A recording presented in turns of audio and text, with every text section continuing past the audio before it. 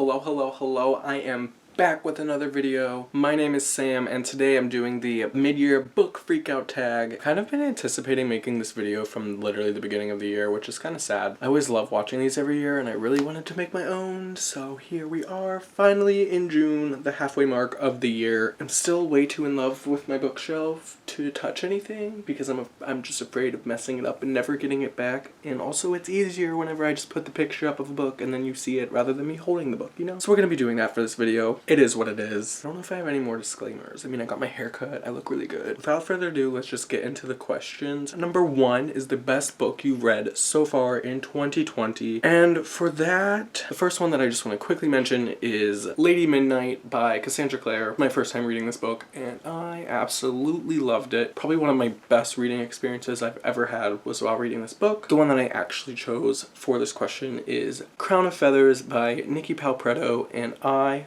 love this book so much. Basically, all you need to know about it is there are Phoenix Riders and these two sisters. One just really wants to be a Phoenix Rider, and one is like, no, they're like banished and shunned, and we're not supposed to be Phoenix Riders. It's just so good. It's so good. We follow three different perspectives. I think we follow 4 perspectives, and I love them all. I love every single character. Just go read this. People don't talk about it enough. It gave me a lot of feels. Still in my feels about it. Still really need to read the sequel soon. The best sequel that you have read so far this year, and for that, I mean, basically all the sequels I read this year were Shadowhunter books. It goes without saying that this is definitely Clockwork Princess.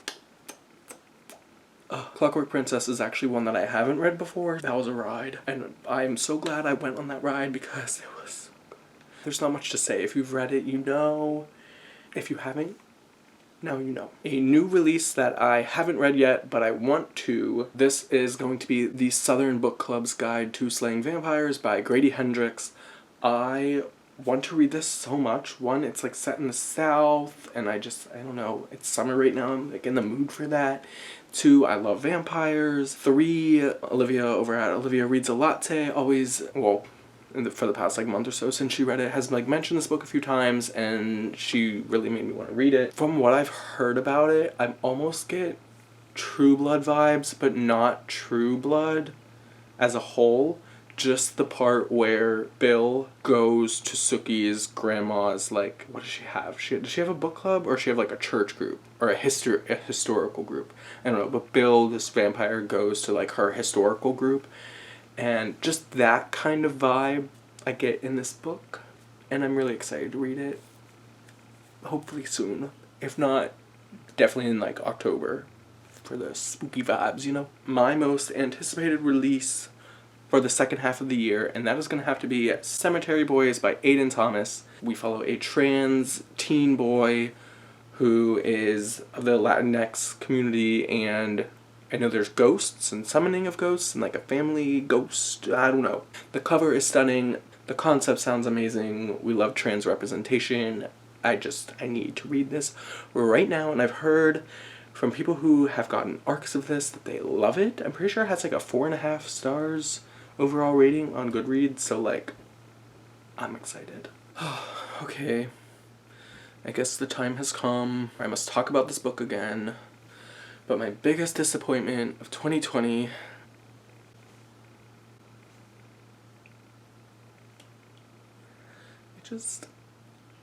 I had such high hopes for a living, shooting for the stars, but I couldn't make a killing. That was my rendition of Panic at the Disco. Thank you.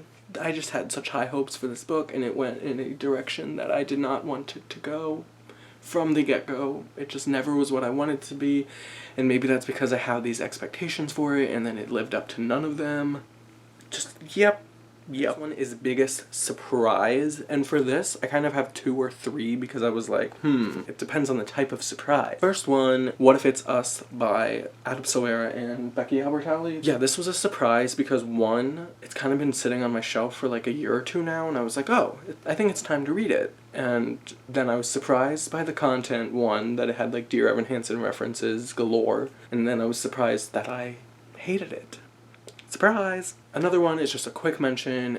of biggest surprise would be The Bane Chronicles by Cassandra Clare. Okay, so I dropped my camera and I don't know if the angle is the same or not, but we're back again. I was saying the biggest surprise is that my camera fell. Fun.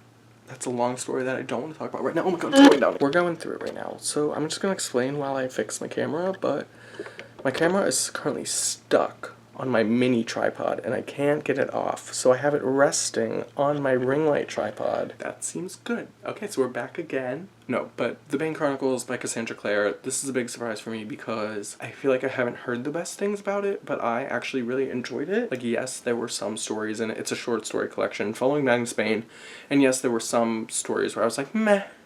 But like the other ones, I was like, this is so good. I had a great time reading it. So that was a surprise in that regard. And then finally, my like biggest surprise of just like, oh my gosh, was The Kingdom of Back by Marie Lu.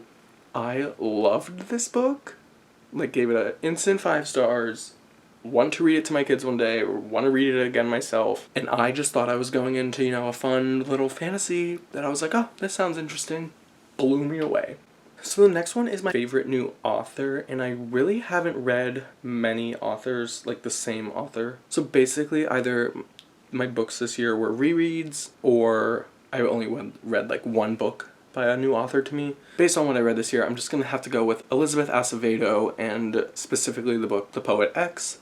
I just really enjoyed her writing, her storytelling, the poetry format. I just, you know, it had it all for me. I kind of obviously have to owe it all to Elizabeth Acevedo, and she has written so many other books that people love, so I can only assume that her other books I will also love. So, our girl, Elizabeth Acevedo, favorite new author.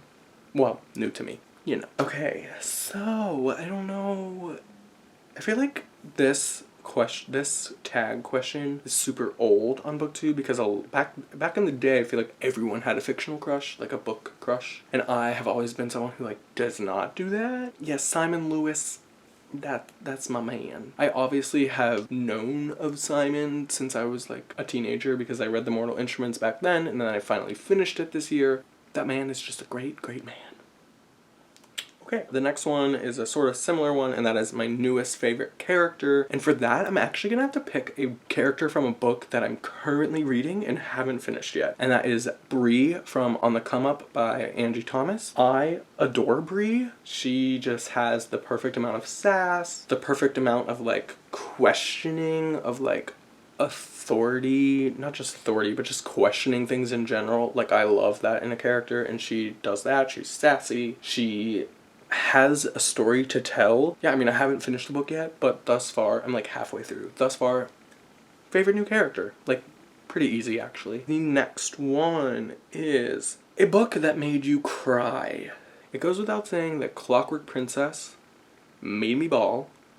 I've also talked about this on my channel, I think, a lot, about how this book made me bawl. The other one that I'm going to have to pick for this is Everything I Never Told You by Celeste Ng. I really like this book. I think it's like sticking with me now that I've already finished it and kind of moved on from it. It didn't make me cry. I like teared up. Not necessarily because it was like sad, but just because like the life lessons that were learned and like things that were brought up about life itself, I was just like, and it just, you know, little tears were coming, you know. Alrighty, so the next one is the opposite, a book, well, I'm a happy crier too, so like, not really the opposite, but a book that made you happy. Most of the books I read this year have not just been like happy all the way up. It's been like, oh, a little happy, oh, we're gonna make you really sad, oh, we're gonna make you happy, oh, we're gonna make you really sad, oh, happy, oh, sad.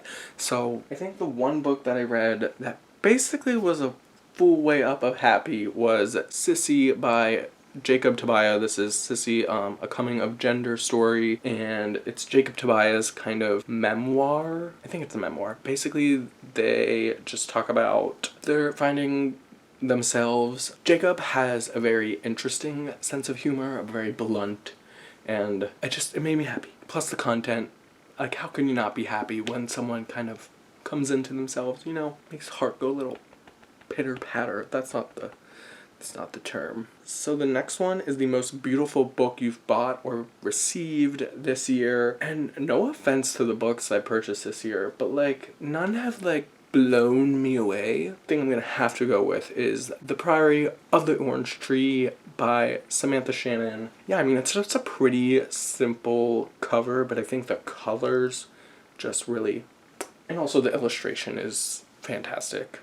So, kind of disappointed that I haven't read this so far this year. I'm supposed to be reading it right now in June, and I kind of failed because I am a mood reader, and being in the mood for an adult high fantasy was not the mood. Final question in the tag: what books do you need to read by the end of the year? There's a lot, obviously. I guess first and foremost, The Rest of the Dark Artifices. I really intend to finish that pretty soon, hopefully. Dare I say Kingdom of Ash? If I'm gonna read this by the end of the year, though, I do want to reread Empire of Storms and Tower of Dawn. I read those so long ago. I read them right after reading the other Throne of Glass books, so I need to just remember like exactly where we're at. The last book is going to be Children of Blood and Bone by Tomi Adeyemi. Jordan over at Sorry Book Solid just sent me this, and it made my day, and I really want to get to this at some point this year. I'm sort of getting into my fantasy mood again, so that was my mid-year freak out tag. I only mildly freaked out. I feel like I could have freaked out a lot more. Maybe next year we'll freak out a lot. I don't know. Freaking out over how good my bookshelf looks though. Oof. Anyways, I hope you guys enjoyed this video. I hope you enjoyed hearing about the books that I'm freaking out over in 2020. I'd love to hear what you guys are freaking out over. Let me know below if you had made this video, and I'll definitely check yours out because I want to see what everyone's freaking out about. Have a good day, evening, night, wherever it is that you are, and stay safe out there. I'll see you guys in my next one. Feel good, I like it.